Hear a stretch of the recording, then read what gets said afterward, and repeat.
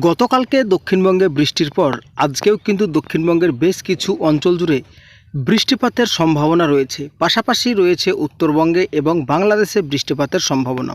তো আজকে আমরা এই মুহূর্তে দেখে নেব আজকে দক্ষিণবঙ্গের কোন কোন জেলায় বৃষ্টি হতে পারে, আগামীকাল পরশু এবং তরশুদিন কোন কোন জেলায় দক্ষিণবঙ্গে বৃষ্টিপাতের সম্ভাবনা থাকে, এবং সেই সাথে দেখে নেব যে কালবৈশাখী ঝড়ের কতটা সম্ভাবনা রয়েছে। তো বন্ধুরা, দয়া করে ভিডিওটি প্রথম থেকে শেষ পর্যন্ত দেখুন।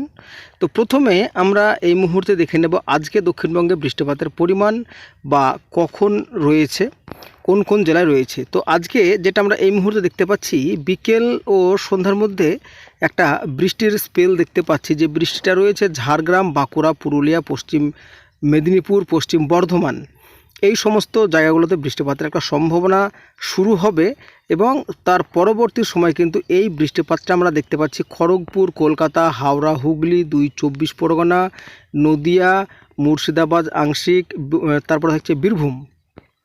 উত্তরবঙ্গের ক্ষেত্রে যদি আমরা দেখি, উত্তরবঙ্গে থাকছে মালদা, শিলিগুড়ি, গ্যাংটক, আলিপুরদুয়ার, কোচবিহার, এই সমস্ত জায়গাগুলোতে। বাংলাদেশের ক্ষেত্রে রংপুর, ময়মনসিংহ, সিলেট, শিলচর, সমস্ত জায়গা মিলিয়ে কিন্তু একটা বৃষ্টিপাতের সম্ভাবনা থাকছে আজকে। তো আজকে তো বৃষ্টিপাত আমরা দেখে নিলাম কোন কোন জায়গায় সম্ভাবনা রয়েছে। তো এবার আমরা দেখে নেব যে কোন কোন জেলায় বৃষ্টিপাতের সম্ভাবনা রয়েছে আগামী ২৪ ঘন্টায়।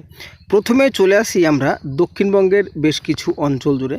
তো প্রথমে আমরা দক্ষিণবঙ্গে বৃষ্টিপাত একটু লক্ষ্য করতে পারছি বীরভূম, বাঁকুড়া, পুরুলিয়া, এই সমস্ত জায়গাতে বিক্ষিপ্তভাবে।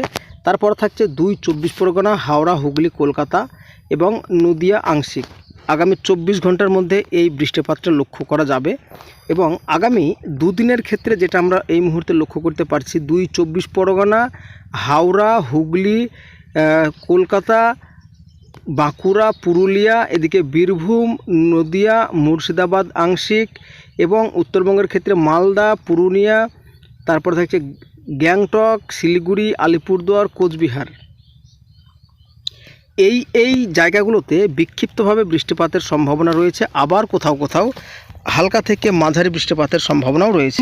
আপনাদেরকে আরও একটা বিষয় জানাবো, আজকে হচ্ছে মঙ্গলবার, বুধবার, বৃহস্পতিবার, শুক্রবার, অর্থাৎ এই সপ্তাহ জুড়ে কিন্তু দক্ষিণবঙ্গের বেশ কিছু অঞ্চলে বজ্র বিদ্যুৎ সহ বৃষ্টিপাতের সম্ভাবনা থাকছে।